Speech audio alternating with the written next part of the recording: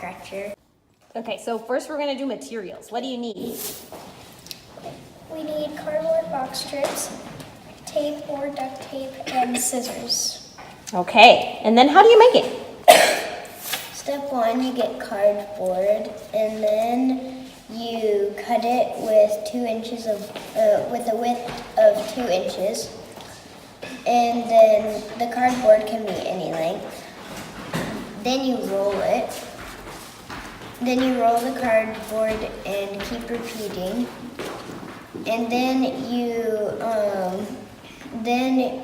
get the, whenever you're finished with the layer, then you put tape on it to make it stay. And then you put your next piece of cardboard and you take that down, and then you roll it again and again, and you repeat that like it says. And then you roll it, and then you put tape on the outside, but that's your choice. You don't have to put tape on the outside.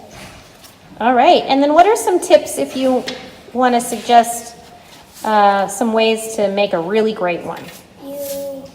When you're rolling it up, you should beat it tightly to make it into a better circle.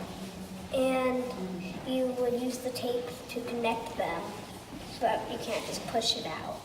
And then you make it look like a snail shell in the end. And then in the end, you should make sure they're all the same size. Awesome. Great job, girls. Bye.